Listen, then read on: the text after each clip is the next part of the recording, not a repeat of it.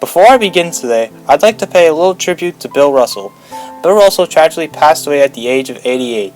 Bill Russell is a Hall of Famer, 12-time All-Star, 11-time NBA champion, 11-time All-NBA, 5-time MVP, and as well as an All-Star MVP, part of an All-Defensive team, and is part of the NBA's 75th anniversary team. Bill Russell may be gone, but he isn't forgotten. He'll be remembered by a whole nother generation of NBA fans, as well as Celtics fans, in our hearts. Thank you, Bill.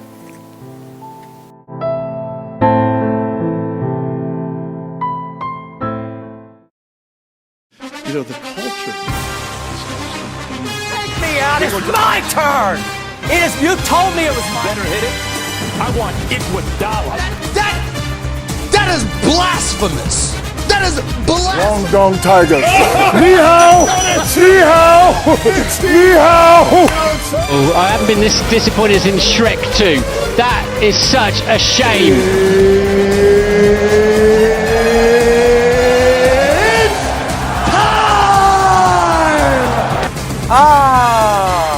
Here we go. Another week, more sports, and also we are so close to football season. I'm going to be doing a countdown telling you how many days it is to college football. We are close to NFL preseason. This is the ZK Sports Show. Welcome back, everyone. If you're new here to the channel, please make sure you subscribe, hit the bell for notifications when new videos are uploaded. Make sure you like the video, share this with a friend or family member. We're going to get right into our first sports story now. So, this week was the beginning of training camp for most NFL fans. I remember watching Pat McAfee, his take on that, his take on training camp. I also was listening to the Thursday show, and they said this. They were talking about this story. So, listen to know, Metcalf has just had a 3-year, $73 million deal with the Seahawks. So, and supposedly, it was very stressful. As it probably was very stressful, because there was numerous reports coming out that he would be traded, that he wouldn't be traded. I remember all of some of my classmates, most of them are Ravens fans, like, oh, he's coming over to Baltimore. Well, that sadly is probably not happening. So, here, as we can see here, several months of contract negotiations between his agent and Seahawks gave D.K Metcalf plentiful of concentration, even though the star wide receiver remained confident all along that it would end in the deal. So, Adam Schefter reported that the two sides had agreed to a 3-year extension worth $72 million. Metcalf signed the deal Friday morning. Then spoke to reporters afterwards, at the time being emotional, while flanked by Coach Pete Carroll and general manager John Schneider. So this is what Metcalf said. It just hit me as I was sitting up here, Metcalf said. I told my parents and I was smiling on the phone. My mom started crying, Dad started crying, but I was just smiling. Then when I sat up here, it just hit me like, it's here. DK, it's time for you to step up. And he definitely is stepping up. I think he's, not sure how old he is. He's still pretty young. He was only drafted like only a few years ago. But he was drafted when he was like a senior at Ole Miss. This is when you can go into the draft. But it's really going to depend on the Seahawks' success. Like, if Drew Lock is their guy going forward, what other receivers are they going to get? So, Metcalf drew laughter when he alluded to some gamesmanship he employed in negotiations. It was part of the response when he asked if it was way more stressful watching his counterparts cash in. Here's more details on the deal. So Metcalf's deal includes a $30 million signing bonus, a source told Schefter, which is the highest ever for a wide receiver. His $24 million new money average ties Metcalf with Buffalo Bills, Stephon Diggs, as the NFL's 6th highest paid receiver, and keeps him under contract in Seattle to the 2025 season. Looks like he has more quotes from here. Just a big thank you to everyone that helped me get this point in my life, he said. I'm still not done yet. That chip hasn't gone anywhere. Oh, that's actually Pete Carroll's clip. My bad, that's Pete Carroll's thing. Carroll had just referenced the proverb chip on the shoulder that Metcalf develops after falling to the final pick of the second round in the 2019 draft, 6 months after he suffered a neck injury that ended his final season at Ole Miss and threatened to end his football career.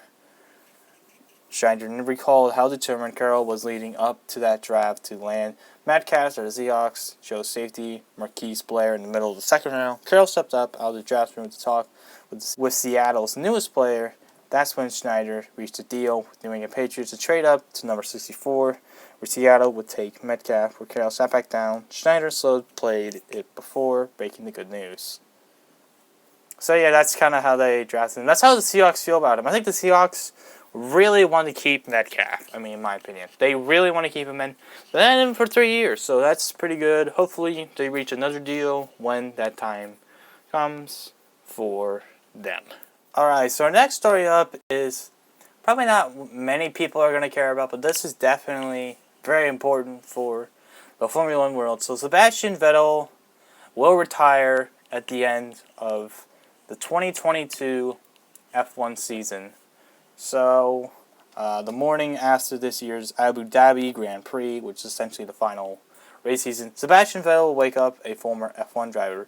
There will be no contract for next year, no car to develop over the winter, and no chance, no matter how slim, of standing on top of another F1 podium.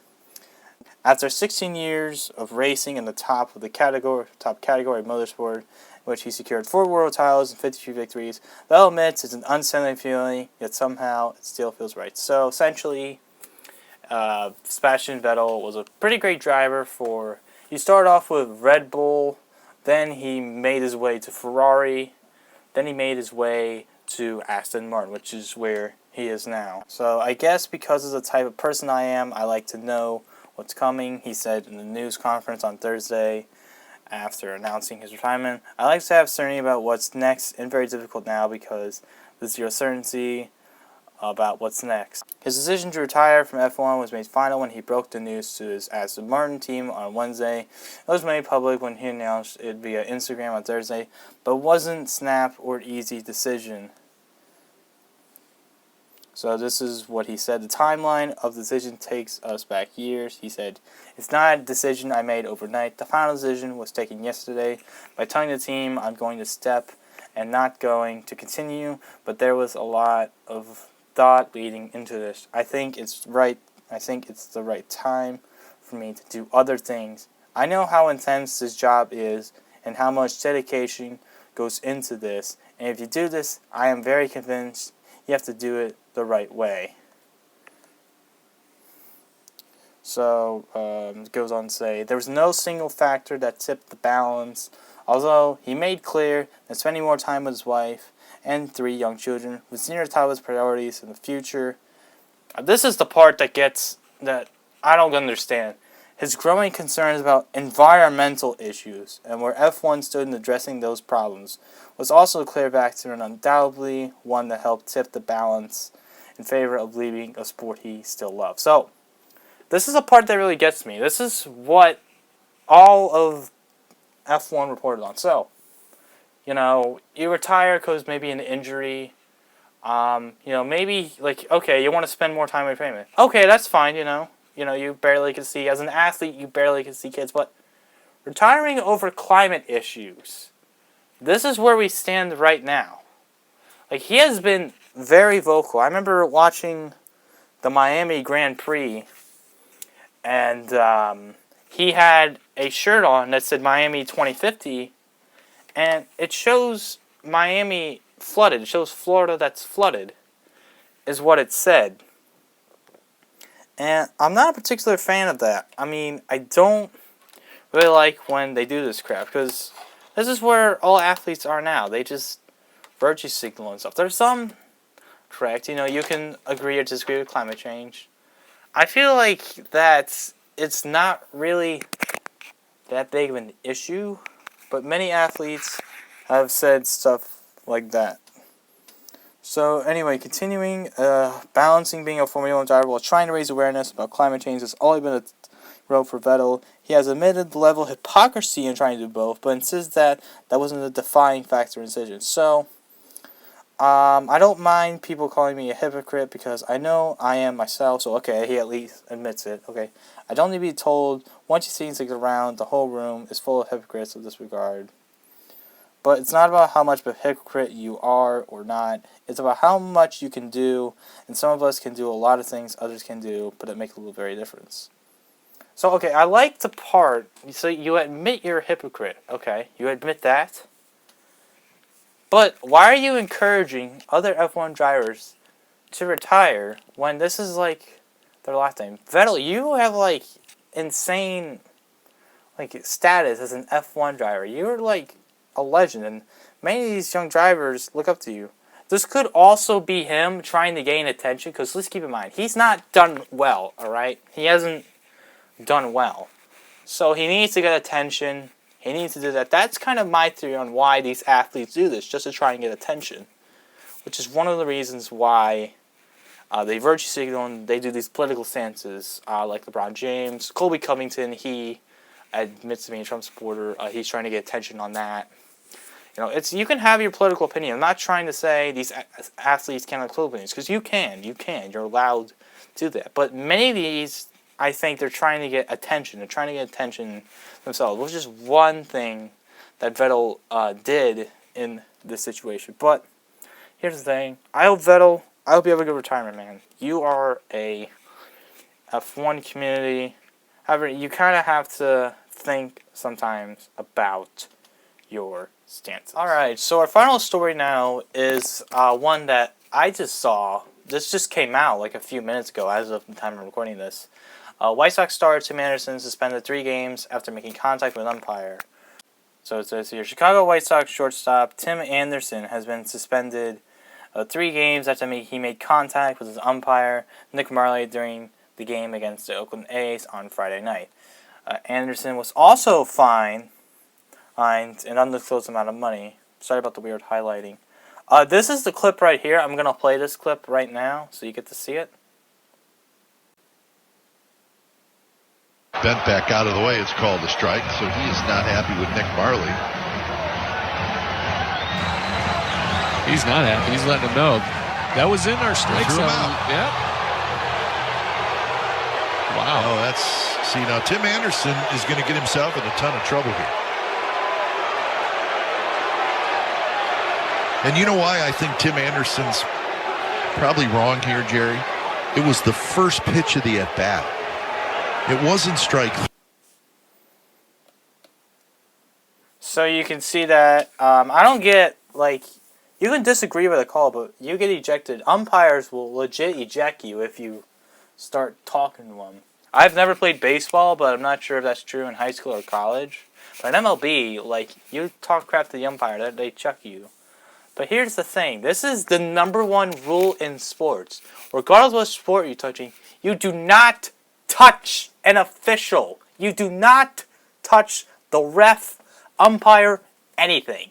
That is the #1 rule with sports. I don't get why he decided to do this. He thought he was like, looking back at the video, he like squares up on him, you know? He like, if you look at him, he's like staring him down like he's like a player. So, as you can see, it goes on to describe it here. That's when Anderson ran right into Marley's face. When the two stared, screamed at each other, Anderson's helmet hit Marley's cap during the incident. Manager Torro Rouso was ejected from the game too. If suspension sticks, it will be Anderson's second this season. He was suspended for 1 game for making an obscene gesture. I think I covered that story. I don't really know, or it was different. So, my opinion, I think the suspension, like 3 games, that might be a little, but I think, yeah, you can't do that. I mean, this is something you expect Bryce Harper to do. Like, you expect Bryce Harper to do this kind of stuff. Not like Tim Anderson, but he has been suspended for 3 games for the season. It just goes to show a very important lesson. Just don't touch the ref. Don't be like Tim Anderson, I guess, but he is a good player, in my opinion. This could hurt the White Sox. Well, they do have Lance Lynn as well. So, but anyway, that is going to be it for today. Thank you all for watching. Be sure to subscribe, hit the bell for notifications. And thank you all for watching, and see you guys in the next video. Peace. To stay off the weed.